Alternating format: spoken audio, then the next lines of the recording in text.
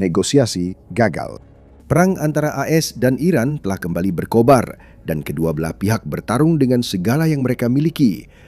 Presiden Iran Masoud Pezeshkian mengatakan pada 20 Juli bahwa negaranya kini berada dalam perang skala penuh dan dalam perang pasti ada korban jiwa. AS secara tragis telah mengalami sejumlah korban akibat serangan Iran. Kehilangan itu tidak akan dibiarkan tanpa balasan. Iran telah melewati batas yang tak termaafkan bagi Amerika dengan menyerang pangkalan udara Amerika. Rezim itu mengira mereka bisa bermain api, tapi ISS membalas dengan amukan besar-besaran melalui serangan balasan tanpa ampun yang menunjukkan kepada rezim Iran bahwa setiap upaya mereka untuk menghancurkan ISS akan dibalas dengan kekuatan 10 kali lipat. Akhir pekan penuh kekerasan membuat AS berduka setelah beberapa tentaranya tewas dalam serangan Iran.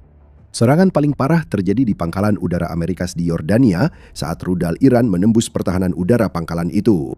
CBS News melaporkan bahwa rekaman serangan tersebut menunjukkan penggunaan rudal balistik presisi yang datang hampir tanpa peringatan. Tentara tampak berlarian mencari perlindungan saat rudal itu yang tampaknya disertai drone serang Syahid jatuh menghantam. Serangan itu adalah yang kedua dalam 2 hari berturut-turut yang diluncurkan Iran ke pangkalan di Yordania dan keempat dalam 5 hari Iran menargetkan pasukan Amerika Serikat di sana. Puluhan tentara terluka akibat serangan ini. 2 orang yang tewas telah diidentifikasi sebagai Letnan 1 Tyler James Vian yang berusia 25 tahun dan prajurit Isabella Gonzalez yang baru berusia 19 tahun. Keduanya ditempatkan di pangkalan udara Mufak Salti sebagai anggota Resimen Artileri Pertahanan Udara Angkatan Darat Amerika Serikat. Usai serangan, Menteri Luar Negeri Amerika Serikat Marco Rubio menyatakan pertahanan udara Amerika aktif tapi tidak cukup menghentikan rudal penyebab kerusakan. Kami menembak jatuh hampir semua rudal, kata Rubio, namun satu lolos dan mengenai lokasi yang salah, tragis dan sangat memilukan. AS kembali mengalami tragedi setelah itu. Di Irak Utara, seorang tentara ketiga meninggal dunia setelah ikut serta dalam upaya melakukan peledakan terkendali terhadap drone serang Iran yang belum meledak. Seorang tentara kedua turut terluka akibat ledakan itu. Kami memiliki sedikit rincian tentang insiden tersebut. Selain itu, meskipun Rubio juga berkomentar dengan mengatakan mereka sedang menonaktifkan amunisi dan terjadi kecelakaan dalam proses tersebut sehingga mereka terluka. Kami bersyukur atas warga Amerika berseragam yang begitu heroik dan mengabdi kepada negara kami. Presiden ISS Donald Trump menyampaikan bela sungkawa dan mengatakan, kami sangat berduka. Orang-orang hebat itu, para patriot, berjuang agar Iran tak punya senjata nuklir. 3 kematian ini adalah yang pertama di kalangan militer Amerika Serikat dalam beberapa bulan, menandakan perang Amerika Serikat-Iran kembali meningkat. Menurut New York Times, AS itu kini telah kehilangan total 16 tentara akibat perang tersebut. BBC menyebut jumlahnya 17 orang setelah pilot Angkatan Laut Amerika Serikat yang hilang awal Juli dinyatakan meninggal meski kematiannya belum dikonfirmasi resmi. AS masih berduka atas kehilangan 3 tentaranya. Namun pemerintah negara itu menjanjikan sesuatu yang lain setelah serangan terbaru Iran terhadap pangkalan udara Muzaffar Salti, hukuman. Hukuman itu dijatuhkan dengan kekuatan senjata. Itu menunjukkan kepada Iran bahwa mereka mungkin bisa meloloskan 1 rudal balistik melewati pertahanan udara Amerika, tapi tak bisa mencegah Amerika Serikat mengirim puluhan rudal, bom, dan senjata lain ke daratan utama Iran. Pada 19 Juli, AP News melaporkan bahwa militer Amerika Serikat telah melakukan serangkaian serangan udara dahsyat sepanjang hari sebagai cara untuk segera menghukum rezim Iran atas kematian para tentara Amerika. Serangan-serangan tersebut meskipun merupakan balasan juga bersifat taktis. Serangan-serangan itu bersama dengan semua tindakan lain yang telah dilakukan Amerika Serikat selama beberapa hari terakhir dirancang untuk melemahkan cengkeraman Iran atas Selat Hormuz. Saat terbuka, selat itu menjadi jalur bagi sekitar 20% pasokan minyak dunia untuk sampai ke tujuannya. Sejak perang Iran dan Amerika Serikat memanas, selat itu kembali diblokir karena Iran memakai taktik asimetris yang membuat pelayaran di Hormuz terlalu berisiko bagi kapal dagang.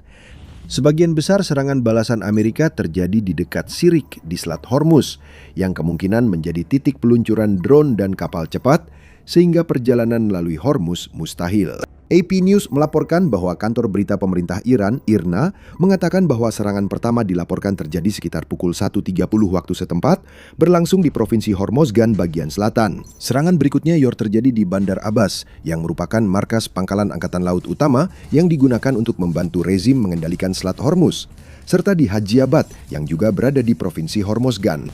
AS diduga juga menyerang lokasi dekat Pulau Qeshm di Selat Hormuz, yang disebut-sebut sebagai lokasi benteng rudal bawah tanah besar. PBS memberikan lebih banyak informasi tentang apa yang menjadi target AS Serikat. BBS melaporkan bahwa Komando Pusat Amerika Serikat menargetkan lokasi pengawasan, infrastruktur logistik militer, penyimpanan senjata bawah tanah, dan kemampuan maritim dalam gelombang serangan balasan tersebut. Serangan Amerika Serikat diyakini telah mengenai pembangkit listrik dan pabrik desalinasi di Hormuzgan. Yang terakhir merupakan serangan yang sangat terarah. IRNA mengklaim bahwa 10.000 orang kini terputus dari pasokan air bersih akibat serangan-serangan ini.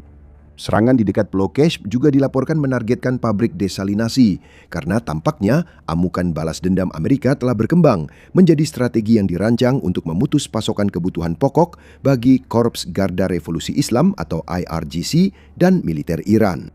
Di Bandar Abbas, AS hancurkan jembatan dan 2 terowongan. Serangan-serangan itu menghalangi lalu lintas ke pangkalan vital. Iran mengakui serangan lain pada infrastruktur listrik, namun hanya memberikan sedikit detail selain menyatakan serangan Amerika dalam 3 minggu terakhir menewaskan setidaknya 50 orang dan melukai lebih dari 500 orang. Beginilah bentuk balas dendam. Jika Iran akan menyerang pangkalan udara Amerika Serikat dan membunuh tentara Amerika dengan rudal balistik, Amerika Serikat akan membalas dengan serangan besar-besaran yang begitu dahsyat hingga melanda beberapa wilayah Iran. Balas dendam berlanjut.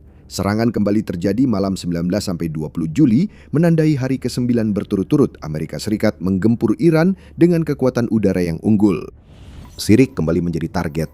Begitu juga dengan kota Tabriz, Jask, dan Chabahar. Menurut laporan Al Jazeera, tujuan utamanya adalah melonggarkan cengkeraman Iran di Selat Hormuz.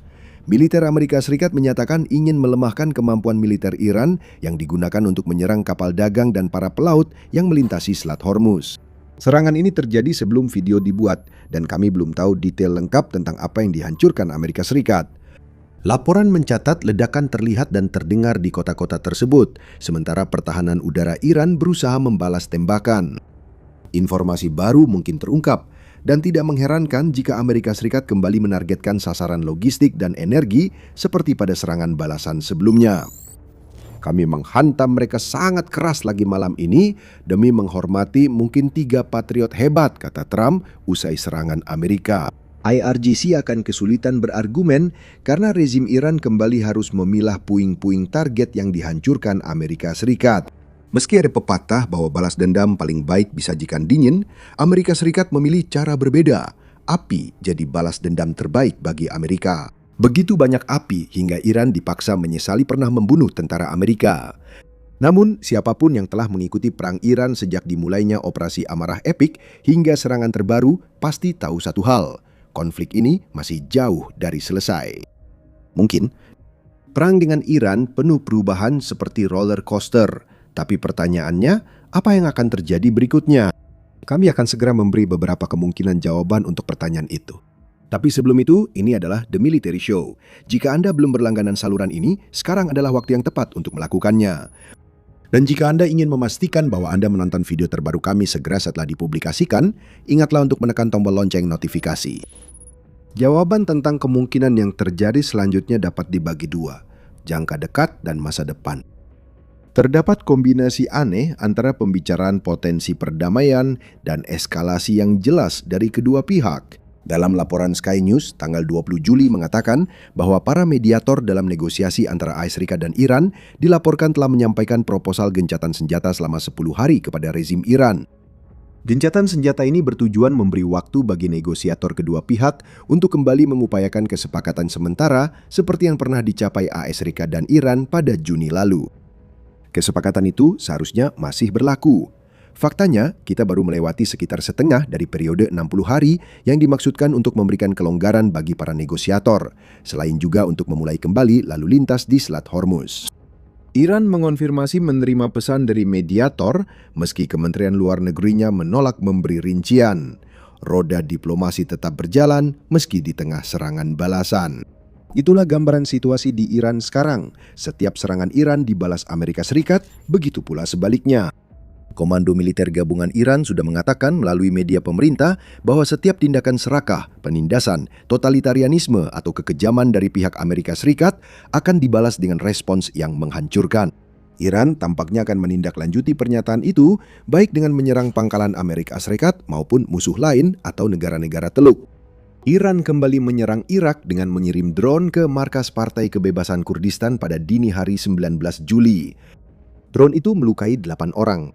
Pemimpin tertinggi Iran, Mujtaba Khamenei, memperingatkan Amerika Serikat akan mendapat pelajaran tak terlupakan sebagai balasan serangan balas dendamnya.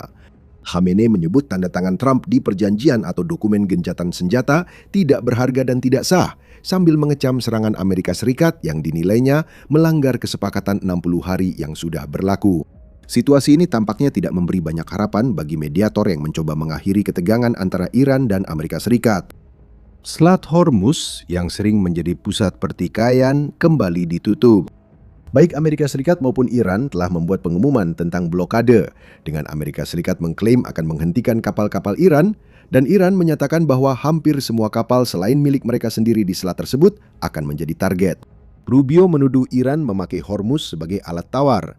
Ia benar, namun dari sisi militer sulit menyalahkan Iran atas tindakan itu.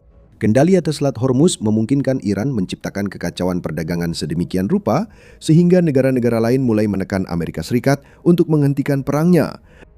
Untuk mengatasi hal itu, Rubio juga mendorong negara-negara lain untuk meningkatkan tekanan terhadap Iran, baik untuk mendukung Amerika Serikat maupun membantu kapal dagang berlayar melalui selat tersebut. Amerika Serikat akan melakukan apapun yang perlu dilakukan dan akan terus melakukannya untuk melindungi pelayaran global. Tetapi negara-negara lain juga harus mulai mengambil peran dan memberikan baik itu perlengkapan maupun dana untuk membantu memikul beban tersebut, ujar Rubio. Apakah seruan itu akan dijawab masih menjadi perdebatan. Negara lain tidak membantu AS Serikat di awal perang dan kecil kemungkinan akan menyediakan kapal perang sekarang. Harga minyak juga naik, meskipun harga minyak belum mencapai lebih dari $100 per barel, seperti yang kita lihat pada minggu-minggu awal operasi amarah Epic, harganya sedang menuju ke arah itu.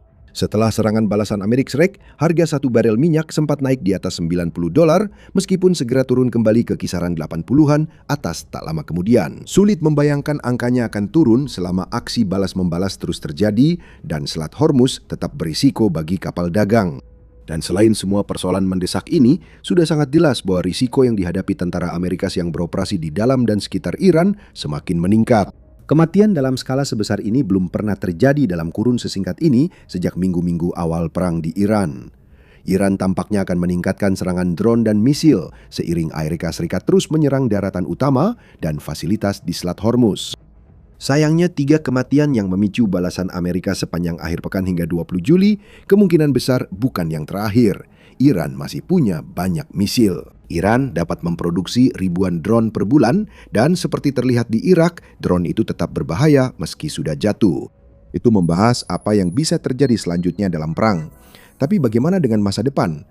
Banyak spekulasi menyoroti masa depan dengan perang yang kian memanas.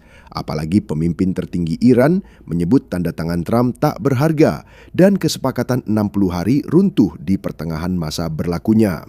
Amerika Serikat tampaknya bersiap menghadapi pertempuran lebih panjang. Ynet melaporkan pada 19 Juli bahwa pasukan Amerika Serikat menumpuk di sekitar Iran dalam beberapa hari terakhir karena jet tempur dan pesawat tanker tiba di Israel. Media yang sama menyebut lebih banyak pasukan AS dikerahkan ke kawasan Teluk. Walau Israel tampaknya tak terlibat dalam eskalasi terbaru, situasi bisa berubah kapan saja. Menjelang pemilu paruh waktu ASEC, pemerintahan Trump akan berupaya mengendalikan pertempuran, namun hal itu tampak sulit karena pertempuran mulai tak terkendali. Kemungkinan besar kita akan melihat pengerahan kekuatan yang lebih besar jika Iran melakukan serangan balasan lagi. Juga ingat komentar Masoud Pezeshkian yang kami sebutkan di awal video. Presiden Iran menilai negaranya kini terlibat perang besar dengan retorika yang memanas hingga Iran menyebut situasi ini sebagai masalah hidup dan mati bagi rezim berkuasa. Kemana arah perang itu akan berjalan masih harus dilihat. Amerika Serikat mulai kehabisan rudal pertahanan udara dan amunisi jarak jauh menurut laporan berita, yang akan menjadi masalah jika Amerika berniat mempertahankan strategi yang sama seperti yang digunakan sampai saat ini. Serangan udara harus dikurangi untuk mencegah persediaan habis. Atau Amerika Serikat harus melengkapi serangan udaranya dengan langkah-langkah lain, mungkin termasuk mengirim pasukan darat jika Pezeskian benar dan konflik berkembang menjadi perang skala penuh. AA mengindikasikan bahwa setidaknya Amerika Serikat sedang berupaya meningkatkan intensitas serangannya. Media melaporkan klaim dari penyiar publik Israel Kan bahwa pada 19 Juli, pasukan keamanan Israel dan Amerika Serikat yang tidak disebutkan namanya telah memberitahu Kan bahwa akan ada lagi yang menyusul. Apa artinya? Itu adalah sesuatu yang hanya akan kita ketahui di masa depan. Sedangkan untuk negara-negara Teluk yang bertetangga dengan Iran, mereka bersiap menghadapi lebih banyak gejolak. Faktanya, mereka sudah mengalaminya. Pangkalan AS yang diserang Iran terletak di Yordania. Negara-negara dalam jangkauan drone atau rudal Iran, khususnya yang bersekutu dengan Amerika Serikat, tahu mereka akan menghadapi lebih banyak serangan. Iran bisa melukai ISIS langsung dengan menyerang pangkalan Amerika di negara Teluk. Iran juga dapat menambah tekanan kepada IRIAS dengan menyerang fasilitas energi dan infrastruktur lainnya di negara-negara tersebut. Meskipun pendekatan seperti itu harus dilakukan dengan sangat hati-hati. Jika tindakan itu berlebihan, negara-negara Teluk lain mungkin merasa terdorong untuk bergabung dengan Amerika Serikat dalam perang itu. Tujuan Iran adalah menghantam negara-negara tersebut cukup keras agar mereka mendesak Amerika Serikat untuk kembali bernegosiasi. Kuwait, Arab Saudi, dan Yordania sudah terkena serangan, dan itu baru permulaan jika perang terus meningkat. Mengenai jalan keluar, sulit untuk melihat dari mana itu bisa datang. Apakah jalan keluar itu benar-benar ada? Itu pertanyaan kunci yang harus diajukan, karena jalan keluar yang tampak sudah ada, kini runtuh. Amerika Serikat berharap serangannya membuat ekonomi rezim Iran memburuk hingga mereka terpaksa menyerah. Rezim itu telah menunjukkan di masa lalu bahwa mereka akan terus bertarung, dan semua retorika mereka menunjukkan bahwa pertarungan yang lebih besar daripada yang pernah kita lihat sebelumnya akan segera terjadi. Mereka berharap pengaruh atas Selat Hormuz bisa memaksa Amerika Serikat mundur. Kedua pihak punya tuntutan yang tampaknya tak mau dipenuhi pihak lawan. Itulah inti permasalahannya. Selama Iran masih memiliki ambisi nuklir, tampaknya Amerika Serikat akan menyerang. Jika Amerika Serikat terus menyerang, Iran tidak akan mau bernegosiasi dan akan melancarkan serangan-serangan yang pada awalnya memicu balas dendam Amerika Serikat. Hanya ada satu hal yang bisa kita pastikan. Tidak ada yang pasti. Kedua pihak tampaknya yakin bisa saling menunggu lawan menyerah.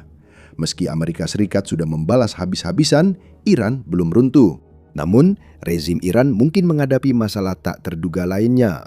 Saat AS meningkatkan eskalasi, pasukan Kurdi makin kuat dan mulai menyerang daratan Iran. Koalisi 5 pasukan telah terbentuk dan pemberontakan yang lebih luas mungkin akan terjadi. Itu akan mengubah segalanya karena rezim Iran akan bermasalah di darat dan udara jika Kurdi menekan. Bisakah kerusuhan internal menyebabkan runtuhnya rezim Iran? Cari tahu jawabannya di video kami. Dan jika Anda menikmati video ini, luangkan beberapa detik untuk menekan tombol subscribe dan aktifkan lonceng notifikasi agar Anda tidak ketinggalan pembaruan terbaru kami tentang perang yang kembali memanas antara Amerika dan Iran. Dan seperti biasa, terima kasih telah menonton.